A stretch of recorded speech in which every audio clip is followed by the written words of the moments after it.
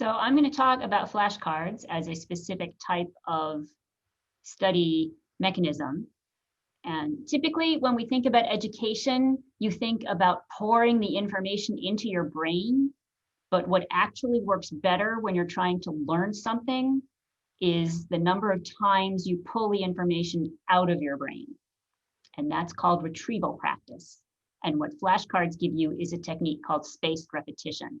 So the more often you go into your brain and open the file cabinet and pull out the file folder and look at that information and force yourself to remember it, that's what forges the neural pathways in your brain that really help you learn the information. And what's great about flashcards is they tell you what you know and what you don't know. So you can figure out what you need to be studying, because if you already know it, you don't have to worry about it. Like outlines, it's better to make your own if you have that opportunity. Writing it out helps get it into your brain, and putting things in your own words helps you think through things. You do have to check to make sure what you're putting on your cards is correct. And then you can do all kinds of things with color coding, whatever works for you. The ones we have in the library are called Law in a Flash, and they're boxes. I've got, nope, I don't have. There's a picture of one here, and it's a topic or a concept or a definition on the back, or sometimes they have hypotheticals.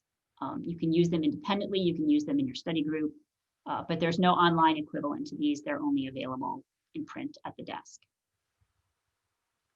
So here's an example of a civil procedure one. It's a hypothetical about Bugs Bunny, Daffy Duck, and Elmer Fudd, and objecting to venue, and what things you can object to and what things you can't object to, or what things you can waive and what things you can't waive.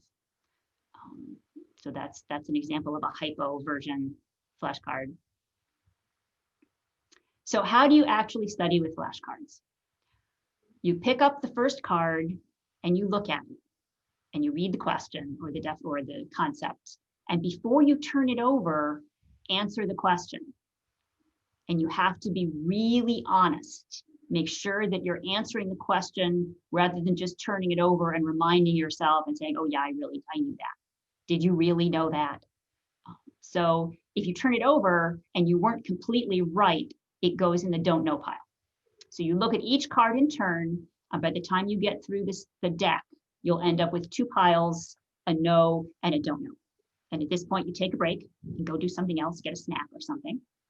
When you come back, you grab that don't know pile and you shuffle them, because if you always do them in the same order, again, you're not learning, you're reminding, and we need to be learning. So go through them again, set aside the ones you got right this time, and now take another break. And what you should end up with is a smaller pile of don't know cards. And these are the things you go back to the horn book or your lecture notes or whatever and figure out what that is and how you can remember it. And then wait a day, again, shuffle the don't know cards, go through them again, maybe do them backwards this time, do the answer and then do the question. And that is how you use flashcards to study.